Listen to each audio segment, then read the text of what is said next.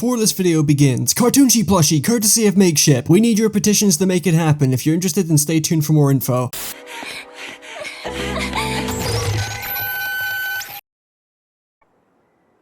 What the hell was that? Alright, something about the decline of Rick and Morty's quality and popularity. Okay, here's a good opener. How did we get here? Greetings, friends and felons. I'm well aware of my audience, thank you. So some time ago, it was randomly announced that Rick and Morty would be receiving a 10-episode anime series, and the world collectively said, "Ew! You must be from Reddit." Ew. I mean, it wasn't entirely received like that, but most of us just didn't know what to think. Like, whoa, new Rick and Morty show, yay.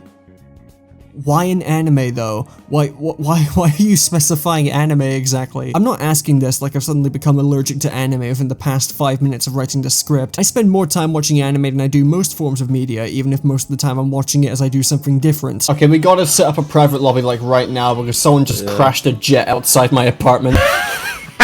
Like, what was going to set this show apart from the original Rick and Morty series, which is still ongoing? Was the joke just that it was Rick and Morty but in Japanese? Was this canon? What was the story gonna be? I wonder what the Rick and Morty writer's room looks like. Mr. Ryan, she was 13. Then we received more footage of the show and, well, it certainly didn't... I mean, it looked awful. It just looked awful. Choppy and visually repulsive animation and art direction for one. Rick and Morty was never the prettiest looking show, but it still found a way to pull off its art style in a way that doesn't make me recoil upon staring at my monitor. Rick and Morty the anime seems to be trying way too hard to look like an anime, and the best way I can describe it is like if you put a Rick and Morty promotional image for an anime image filter. It doesn't look great, and the animation itself just doesn't look good. What surprised me about the director of this series, Takashi Sano, is that he's a pretty prolific storyboard artist and animator. Detective Conan, Lupin the Third, Psycho Pass, Vinland Saga. He's got some great credentials, so I don't really understand what happened here. And I can only assume that they tried to make it look as much like Rick and Morty as possible while still looking like something resembling an anime. But it just looks like an unbearably ugly hodgepodge and only really makes the series' existence more puzzling. I know some people like to call anime its own genre, but it literally just means animation in Japan. So what is the point of there being two animated Rick and Morty shows, other than one of them literally being the epitome of place Japan? Screw it, it's not even set in Japan, this is Thing Japan. And the trailers, again, did a very poor job at actually showing what was different about the series or what set it apart from the original show. Well, having finally watched the first episode, I can confidently tell you what's different about Rick and Morty the anime. It's really f***ing boring and confusing.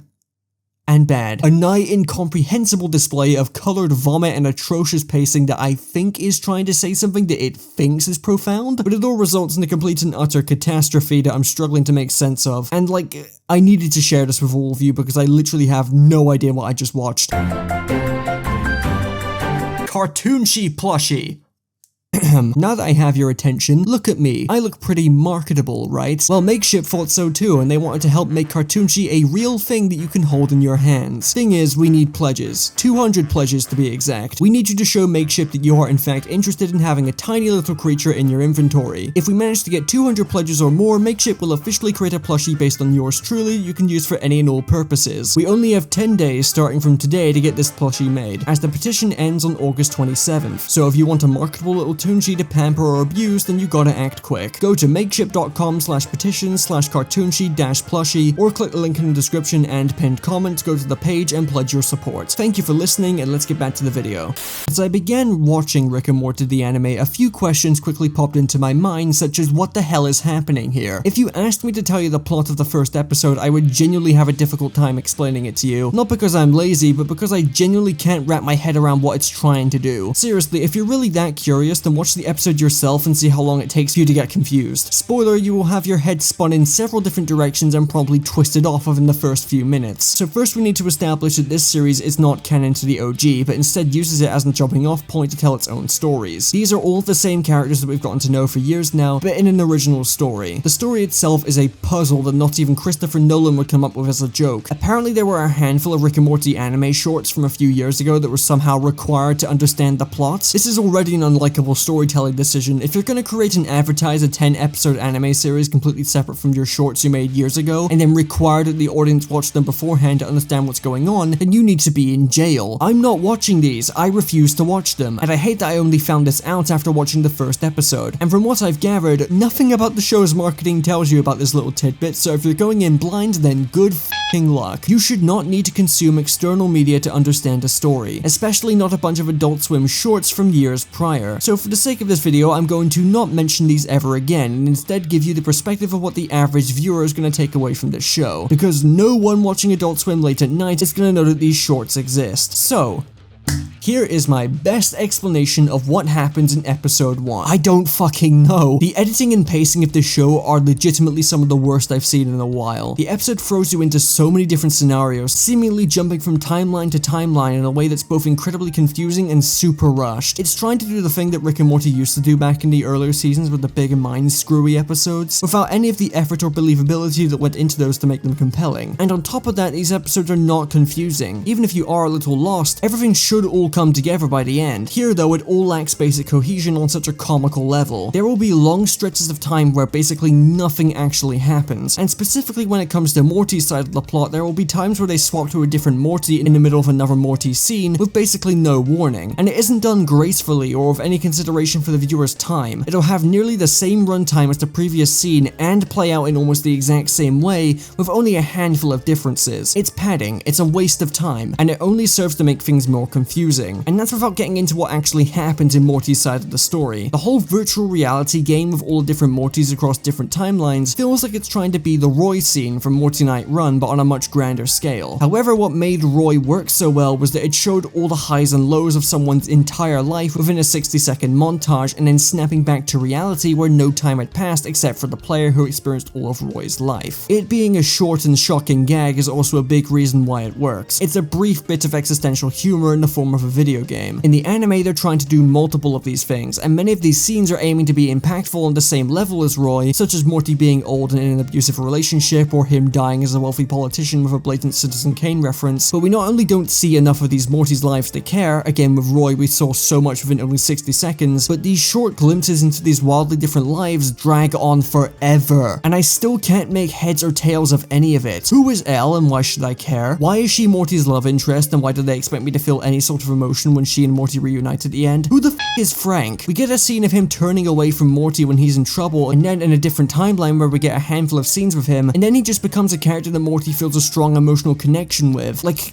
huh? I have so many questions and they just keep piling up the more I think about whatever I just watched. The most comprehensible part of the episode is Rick and Summer's side of the story, where they let a decoy of Rick get kidnapped and tortured by the Galactic Federation, who don't realize he has a bomb attached to him. Apparently the Federation are after Rick again, you know, after being pretty open about how they don't want the smoke in season 4, because they think he has an antimatter bomb, when in actuality he has something that decreases entropy and reverses the flow of time. Okay, this part is understandable, they explain all of this, I get it. And then it all goes to shit. Rick apparently made this VR game for Morty to get sucked into, and then despite this being a virtual reality game, dimensions start to cross over with each other within the game, and back in reality things are going tits up because Rick's device is causing space-time to warp, and this is apparently putting Morty in danger.